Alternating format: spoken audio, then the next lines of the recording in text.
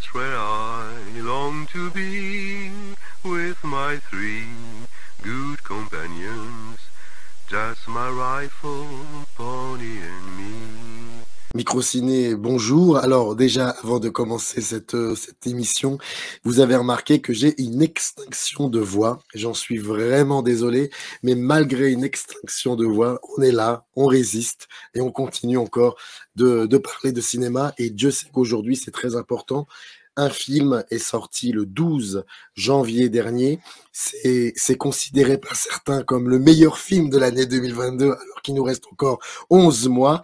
Et c'est un film important, magnifique, réalisé par un cinéaste qui depuis 20-25 ans est devenu l'un des plus importants cinéastes de sa génération. Le cinéaste s'appelle Pedro Costa. Il vient comme disait Serge Danet, il vient d'un petit pays qui est devenu un grand pays de cinéma. C'est le Portugal. Le film, je crois, c'est son 10e, 11e film, en plus des courts-métrages, etc. Le film s'appelle Vitalina Varela. C'est un titre remarquable. Le film est fascinant. Le film parle de beaucoup de choses et surtout et notamment d'une population qu'on a souvent vue dans les précédents films de Pedro Costa, c'est-à-dire la population immigrée, généralement capverdienne, qui vit à Lisbonne, dans la capitale portugaise, ou alors souvent il parle aussi des populations pauvres, et c'est quelque chose qui l'intéresse, non pas qui le fascine, mais qui l'intéresse parce que c'est l'installer aussi dans un territoire qui est celui de notre monde, et Pedro Costa a cette capacité incroyable, juste incroyable et très simple, c'est de savoir voir les gens qui filment, ce qui n'est pas forcément très évident. Pour en parler, Desgadi. Qui est Desgadi? Desgadi, c'est quelqu'un qui, en plus de cela, est cinéphile, voit des films, réfléchit sur les films, qui a déjà écrit un peu à droite à gauche, qui a déjà participé à des lives. Un fait croqué lui sera consacré dans quelques jours, vous le verrez. Et surtout, il a en projet de monter une espèce de laboratoire comme ça, d'images et de sons, dans lequel il parlera de films. Desgadi est là pour parler de Pedro Costa. Merci beaucoup. Comment vas-tu? Bah écoute Samir, bonjour, ça va très bien. Je suis ravi d'être là pour parler d'un film assez particulier et qui est plutôt cher à mon cœur parce qu'il marque une petite stèle de plus dans l'histoire de ma cinéphilie et on va y revenir. Alors on va bien sûr, mais avant qu'on commence cette émission, je voudrais juste saluer et remercier Emmanuel Vernière, l'attaché de presse de ce film-là, ainsi que Guillaume Morel, qui travaille pour Survivance. Et Survivance, c'est la boîte de distribution de ce film. Sans ces deux personnes, l'émission n'aurait pas eu lieu, donc je les remercie énormément pour l'aide apportée à la conception de cette émission. La première question que j'aimerais te poser, c'est pas forcément une question, c'est une sensation que j'ai eue après avoir vu le film, une sensation que les plans de ce film étaient traversés par quelque chose de très très mystique. Sur la mystique du film, alors c'est déjà un axe. Le film parle beaucoup de choses. La mystique, c'est une des sensations en effet qui peut germer, notamment à travers l'actrice elle-même. Parce qu'il faut savoir que Vitalina Varela, c'est son nom réel. Et ce n'est pas vraiment une actrice, c'est une amie de Pedro Costa. Et ils se sont rencontrés au hasard en fait d'une visite de Costa dans les rues de Lisbonne. Enfin, en tout cas, dans les rues de ce qu'on peut appeler honnêtement un bidonville qui est excentré par rapport à Lisbonne. Et la mystique, en fait, pour moi, elle émane d'elle, de sa prestance, de la résistance qu'elle opère face à son environnement. Et en effet, il y a énormément de termes clés qui pourraient revenir avec qui me viennent en tête avec ce film, mais celui de masse, celui vraiment d'un rapport entre la masse et la durée. Comme tu dis, la sensation que le film fait germer quelque chose, nous habite longtemps. C'est un film qui est lourd, qui n'est pas simplement lourd de sens, mais qui est vraiment lourd au visionnage. C'est-à-dire que les 2 heures sont d'une densité assez rare. Tu me disais au début de cette émission qu'il y avait quelque chose de très important pour toi. Ce film représente quelque chose de très important pour toi. Ce serait quoi exactement? Oui. Alors, en fait, c'est là une des questions au cœur d'abord de de mon rapport avec Vitalina Varela, mais de mon rapport avec les films que je considère importants. C'est justement la différence que je fais entre un excellent film ou voir un chef-d'œuvre et un film important. Moi, un film important, c'est un film pose, euh, qui pose des questions et qui me pose des questions, ou devant lesquelles je me pose des questions sur le cinéma ou sur le monde, telles que je ne me les étais jamais posées avant. Parce que une thématique particulière est abordée avec un angle particulier, parce que la mise en scène du cinéaste va, je ne sais pas, développer une texture, une saveur que je n'ai pas vue ailleurs ou avant. Et c'est le cas aujourd'hui d'assez peu de cinéastes, en tout cas assez peu à ce degré-là d'intensité, de maîtrise, mais d'une maîtrise qui ne se dit pas. C'est-à-dire que le film est authentiquement, esthétiquement exceptionnel. Je pense que c'est assez manifeste, mais ça n'est jamais ostentatoire. Dans le sens, enfin en tout cas, tel que je l'ai vécu. Je n'ai jamais vu dans le travail photographique, dans le travail, encore une fois, de la texture du film, le rapport au décor, enfin, la façon dont il intègre ce lieu, etc. Il y a un travail technique assez extraordinaire, mais il n'est jamais là pour lui-même. Il est toujours au service de Vitalina Varela, au service de cette communauté, au service de tout un ensemble de sensations, etc. Et de ce qui finit par germer en moi. Alors, pourquoi important plus qu'ailleurs? Parce que j'ai la sensation qu'il y a assez peu de cinéastes qui arrivent à faire germer ce sentiment d'exotisme qui est assez rare aujourd'hui. Je veux dire, après, j'ai grandi beaucoup avec le cinéma américain, avec le cinéma occidental, européen, etc. Et aller dénicher des films qui sont esthétiquement aussi puissants que ceux qui ont le droit à des budgets beaucoup plus conséquents que celui-là, par exemple, et qui procurent une expérience de cinéma aussi forte, finalement, je n'en découvre pas tant que ça. Et donc c'est là où en fait il est important pour moi, notamment parce que je suis moi-même un novice, que Pedro Costa, c'est le premier film que je vois de lui, et donc que la politique des auteurs qui m'est assez chère pour commencer à décortiquer une œuvre, etc. Là, je peux pas l'appliquer. C'est le premier film que je vois de lui, donc c'est un bloc de cinéma qui est manifestement qui arrive après une certaine expérience.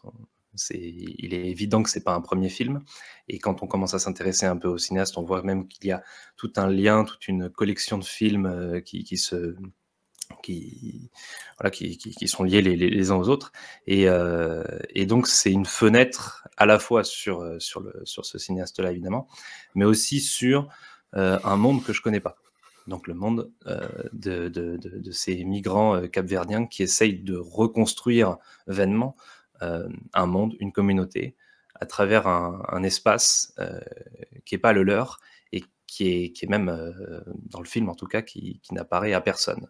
On est vraiment dans un espace déconstruit, dans des ruines qui sont érigées plus comme une espèce de cul-de-sac qu'une page blanche. Parce qu'on pourrait avoir, on pourrait espérer ça, se dire, bon, bah, en fait, c'est la naissance d'une communauté. Le film ne nous fait pas spécialement ressentir cet avènement. Il nous fait plus ressentir vraiment la résistance, encore une fois, de cette femme contre son environnement. Et toute la question du film, après, je vais te redonner la parole après ça, en tout cas, c'est celle qui à mon avis, ne serait-ce que d'un point de vue scénaristique, se pose, c'est pourquoi reste-t-elle au sein de cet environnement, alors même qu'elle n'a manifestement rien à y faire. Alors elle est venue dans cette communauté, ça c'est l'argument du film, et c'est à la fois l'argument et en même temps ça retrace une ligne de vie réelle de Vitalina Varela. C'est que son mari s'est expatrié un certain temps, il y a un certain temps, donc il y a, je crois, plus d'une vingtaine d'années, et finalement elle n'a jamais obtenu de billet pour aller au Portugal le retrouver, et finalement elle n'arrive que 3 jours après, dans le film, après son enterrement, après sa mort et son enterrement. Et donc elle vit au milieu d'une espèce de présence ou non-présence fantomatique.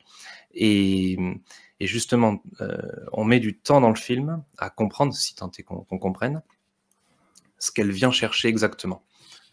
Est-ce qu'elle vient régler des comptes? Est-ce qu'elle vient se raconter une histoire pour essayer de rattraper ces 25 années en se disant que finalement ça a eu un sens quelque part, ou au contraire elle constate très vite que c'est pas le cas et donc elle va devoir trouver du sens elle-même?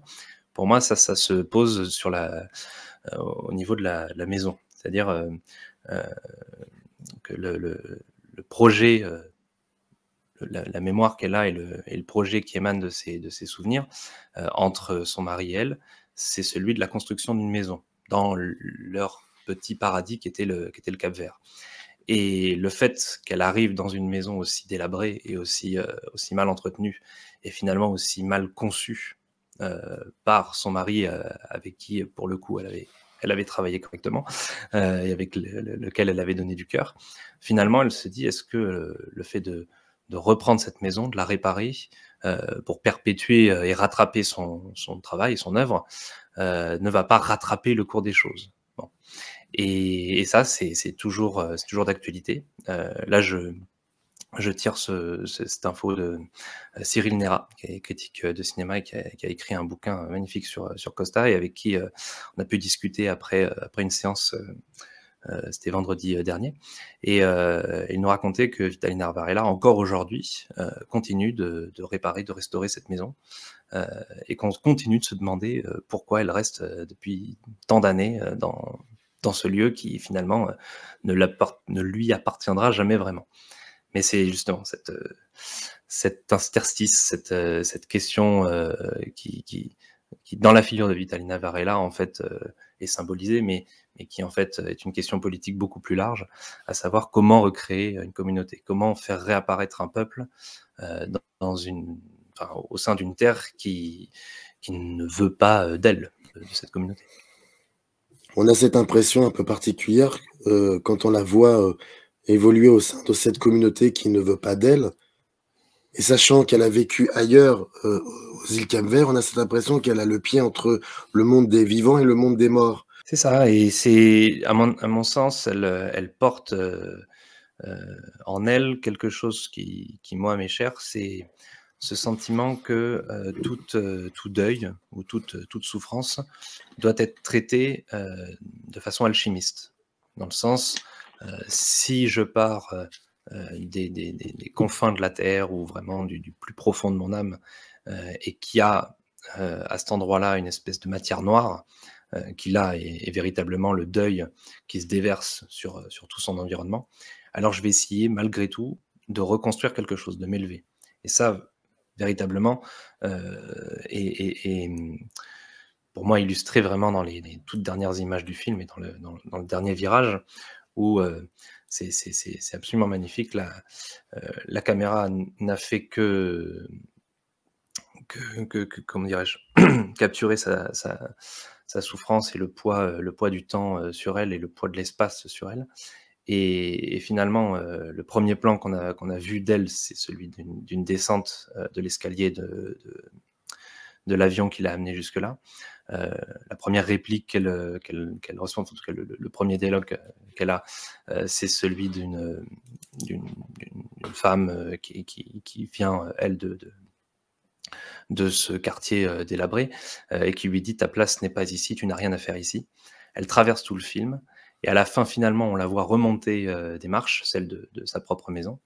Et puis, dans les derniers instants, on passe dans un flashback, finalement, encore une fois, dans un souvenir, où là, ce sont les enfants de Vitalina Varela et de son mari qui jouent Vitalina et son mari plus jeunes au Cap-Vert, sous un soleil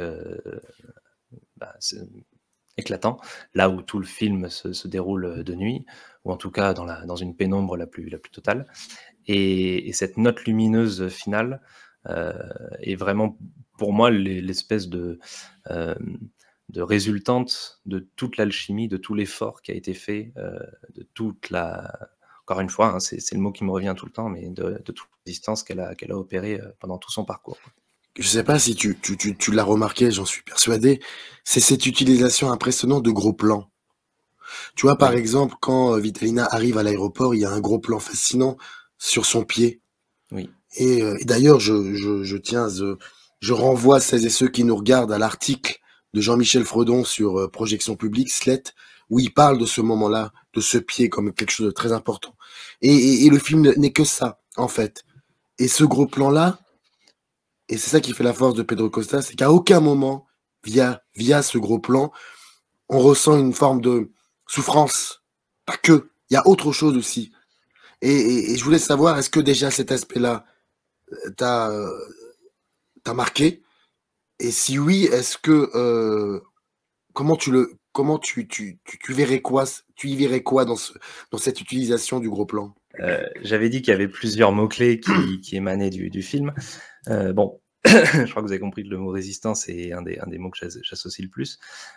L'autre, ce serait vraiment dignité, rendre sa dignité à ce personnage. Et donc, pour moi, l'utilisation régulière des gros plans pour la mettre en avant, pour en faire un portrait total, je veux dire, dans différentes postures, hein.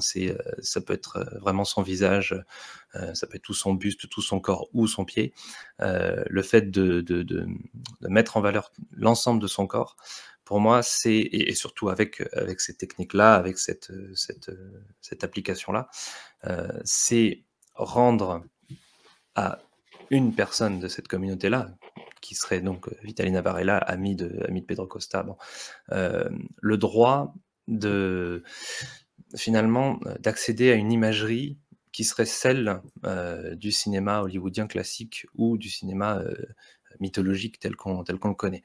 Alors là aussi, c'est une idée qui avait été soulevée par Cyril Nera pendant la projection, mais finalement, c'est quelque chose avec laquelle non seulement je suis d'accord, mais que j'avais moi-même plus ou moins perçu. Je n'étais pas allé jusqu'à l'affirmer, mais bon, c'est aussi ça qui est agréable quand on rencontre des critiques et qui ils se font l'écho de ce que nous-mêmes on a pu imaginer. J'ai l'impression que beaucoup font des liens, essayent d'ériger des rapports entre le film et sa mise en scène et puis l'art pictural. Alors pour le coup, je ne sais pas si c'est parce que moi je m'y connais moins ou si c'est parce que j'ai moins voulu le voir ou que j'ai simplement voulu garder un œil cinématographique sur le film. Mais je préfère imaginer que ces gros plans-là font référence à une imagerie mythologique, symbologique, hollywoodienne ou autre, hein, mais de mise en avant des corps et des acteurs, mise en avant et je sais pas comment dire, rendre hommage en fait à l'humanité débordante qui est celle de ces figures-là, plutôt que une simple référence picturale. Quand bien même il y a un plan qui est clairement fabriqué comme un tableau quand on la voit dans l'embrasure d'une fenêtre, qui forme comme un cadre autour de sa tête. Où là, pour le coup, la référence picturale est évidente, mais alors à quelle œuvre en particulier, ça je pourrais pas dire. Et, et la thématique de l'histoire coloniale, parce que ce sont des émigrés qui viennent d'un pays qui s'appelle le Cap-Vert. Il y a Oui. une forte empreinte comme ça non pas de l'attaquer frontalement, cette histoire coloniale, mais elle est là. Bien sûr. De toute façon, pour moi, il y a deux axes fondamentaux, toujours entre l'intime et le collectif, qui serait d'un côté tout ce qui concerne Vitalina elle-même, son deuil et son rapport à la religion, son rapport à la divinité, qui d'ailleurs est assez particulier dans le film, puisqu'il y a à côté la figure de Ventura, dont on parlera sans doute après. Et l'autre versant, il est évidemment politique, communautaire, et encore une fois, traité dans une imagerie particulière. C'est-à-dire que on est à la lisière, certes, du documentaire, dans le sens où on est dans un quartier réel avec des acteurs non professionnels, mais nous ne sommes pas dans le cadre d'un cinéma qui porterait un œil extérieur, qui viendrait faire un jugement de valeur ou qui viendrait poser espèce de cachet moral sur un thème qui serait non abordé et que Pedro Costa reprendrait à son compte ou je ne sais quoi. Non, il y a vraiment un rapport d'égal à égal. C'est là tout l'intérêt à mon sens de cette mise en scène-là, enfin plus qu'un intérêt, c'est ce qui fait la force du film et l'importance du film. Et sur cet aspect strictement politique, je reviens toujours à la mise en scène, mais là pour le coup je vais m'appuyer sur, alors là vraiment, je sais pas si c'est un cours de cinéma, mais enfin une conférence qui moi a marqué complètement ma cinéphilie et c'est peut-être honnêtement, d'un point de vue très personnel, pour cette raison que Vitalina Varela est un film, mais décisif dans ma petite histoire. C'est, «Qu'est-ce que l'acte de création?» de Gilles Deleuze, la conférence qu'il avait donnée à la Fémis, où il parlait du cinéma des Straubes et qu'il évoquait la disjonction entre, ce que l'on nous fait voir et ce que l'on nous fait entendre. Et c'est amusant que finalement, à mon sens, en tout cas dans Vitalina Varela, toute la dimension politique et heu, toute la réflexion qu'on peut, mener autour du sens de cette communauté dans cet espace-là, en fait, elle émerge des quelques monologues, des quelques, hem, sentences qui sont faites à travers le récit et la disjonction entre, ce qui nous est montré et ce qui est promu, pour moi est concrète. C'est-à-dire que, heu, je suis pas le premier à faire un rapport entre le cinéma de Costa et celui des Straubes, mais quand bien même j'ai jamais vu un seul film des Straubes, hein, je sais simplement ce qui en émane. C'est dire que voilà, je suis novice donc je m'accroche à un petit terreau, enfin théorique. Donc c'est pour ça que je veux pas trop tomber dans l'analyse filmique non plus et rester dans la critique, mais hem, l'idée Est-ce que tu sais que Pedro Costa a filmé les Straubes? oui, oui, oui, je sais, il avait fait un documentaire sur eux et sur leur travail, sur la façon dont ils montaient justement leurs films et Exactement. où même matériellement, il y avait cette disjonction entre le traitement du son et le traitement de l'image, et de la C'est photo ça. et hem Et je trouve que je ne sais pas si c'est une référence directe, si c'est un hommage ou autre, mais ce travail, cette technique, je la ressens vraiment dans le film de Costa, à tel point que quand les mots de Deleuze me reviennent en fait, ce qui nous est dit est enfoui sous la terre et ce qui élève, enfin, ce qui s'élève, c'est une voix et ce qui nous est montré et ce qui nous est dit n'est pas forcément, heu, comment dirais-je? Corrélé, bon, mais heu, ça nous amène en tout cas à cette sensation d'un peuple qui manque. C'est là où il en venait à la fin et c'est là où je me suis dit: «Mais il y a une corrélation à faire là-dedans». Il y a un travail, à mon avis critique à faire, sur cette sensation que, à certains endroits de l'histoire, heu il y a le manque d'un peuple et je pense que cette phrase, ces mots qui résonnent, «le peuple manque», pour moi trouvent un écho, dans ce bloc de cinéma qu'est, Vitalina Varela, où pour le coup, voilà, ce que tu mettais en avant sur l'aspect politique, cette difficulté, manifeste de recréer une communauté au sein d'un espace qui est, heu voilà, qui a été abandonné littéralement. Pour moi, c'est cette sensation que le peuple manque, cette sensation que Vitalina Varela, en fait, ce serait comme une espèce d'îlot sur un à côté de l'histoire ou un à côté du monde. Et c'est dans cet à côté que finit par émerger une humanité peut-être qu'on ne veut pas voir ou en tout cas moi de mon œil de colon, c'est là où je fais attention en fait à ce genre de film en me disant: «Est-ce que je vais pas avoir un regard trop distant?» Non pas qu'il faut absolument, s'intéresser absolument à tous les films qui parlent de ces sujets-là ou les traiter de la même manière parce que, je ne sais plus dans quel live tu disais ça, mais c'est pas parce qu'un film vient d'une économie, plus, modeste, qu'il faut être indulgent. Je pense qu'il faut être sévère avec les films de la même manière partout, heu et je pense que justement un film comme celui-là, est de toute façon désarmant et que tout ce qu'on a développé depuis tout à l'heure me semble être assez éloquent sur la nature de ce film et sur sa puissance, sur l'écho qu'il peut générer, quoi. J'ai assez peu voyagé dans ma vie, mais je suis allé au Chili et au Maroc plusieurs semaines à chaque fois. Et j'ai cette sensation en fait de distance par rapport à l'espace investi. Je la retrouve rarement, mais je la retrouve parfois au cinéma. Et là, au-delà du fait que c'était sans doute de mémoire, sans doute le premier film portugais que je voyais dans mon parcours, c'est cette sensation en effet que dès le début, je vois qu'il y a une vie qui grouille. C'est amusant d'ailleurs de voir ces corps qui se baladent.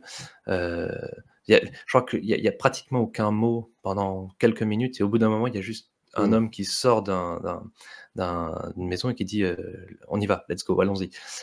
Et puis, il y a comme une espèce de danse où la caméra de Costa se balade assez librement en fait dans la ville.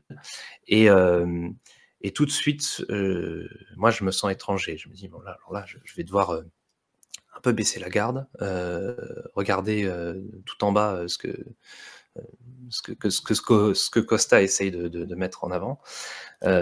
Et petit à petit, en fait, dans le film, je me pose la question de quels sont mes points d'accroche. Voilà, où est-ce que moi je vais pouvoir m'identifier. Et très vite, en fait, j'abandonne. De toute façon, je suis assez je dirais pas opposé, mais enfin, je pense qu'il est inexact de croire ou incomplet de croire qu'il faut nécessairement s'identifier au personnage, au corps ou à la communauté quelconque qui puisse être représentée dans un film, et qu'en tout cas, ce n'est pas à travers ce travail d'identification-là qu'on peut porter un jugement ou qu'on peut essayer d'évaluer ou de se poser la question de si le film est de qualité ou non, s'il nous raconte quelque chose ou pas.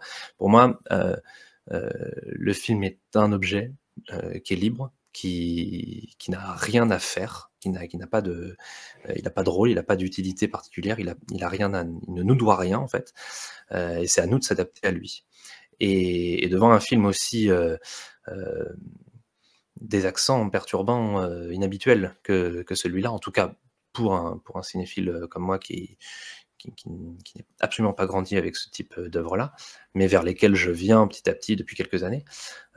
Oui, ce sentiment que je manquais quelque part dans le film, en fait, c'est plus un constat d'ailleurs qu'un sentiment.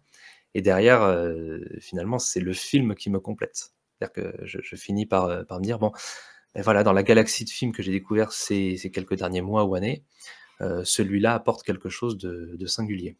Voilà, qui va me pousser à aller voir encore d'autres choses. Voilà. Alors je sais pas si je réponds exactement à la question, mais enfin, c'est une question assez particulière, là aussi. Il y a un axe que je m'amuse à essayer d'apposer quasiment ou de voir dans quasiment tous les films qui me plaisent, parce que je veux croire que cet axe-là est partout, c'est celui de la mythologie gnostique. Bon, je n'ai absolument pas le temps de développer ce que c'est là aujourd'hui, et on a fait pour tout dire, on a fait un fait croquer tous les deux il y a quelques jours. Il sera diffusé dans pas longtemps. Je cite au tout début l'œuvre de Paco Mtielman. Je peux que vous renvoyer vers elle pour découvrir ce que c'est que cette mythologie gnostique. Mais dans cette mythologie-là, il y a une idée qui est celle de se souvenir de son passé divin, de se souvenir, en fait, de se rappeler au sein de son parcours sur Terre quelque chose qu'on a oublié, qui est que la lumière est en nous, le divin est en nous. Et alors là, il y a tout l'aspect spirituel, plus que religieux d'ailleurs, mais vraiment spirituel du film, qui pour moi est vraiment portée encore une fois par Vitalina, qui elle-même ne fait pas que résister à son espace d'un point de vue matériel, mais aussi d'un point de vue spirituel, et qu'elle porte en fait cette lumière, qu'elle fait on dit une anamnèse, ce souvenir en fait. Elle fait ce parcours, si vous voulez, spirituel, où elle se souvient, même de façon inconsciente, que c'est à elle de porter une lumière qui manifestement n'est plus portée par le prêtre qui l'accompagne, qui est joué par Ventura, qui est un autre acteur, encore une fois, non professionnel et ami de Costa, qui là joue le rôle d'un prêtre qui visiblement est tremblant, qui a perdu la foi, qui s'écroule à plusieurs moments dans le film.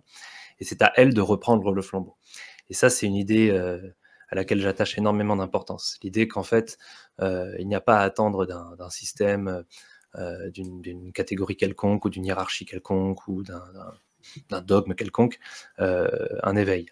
L'éveil, il est toujours, à mes yeux, bien sûr, hein, je parle que pour mon propre compte, mais en nous. L'éveil, il doit venir de nous.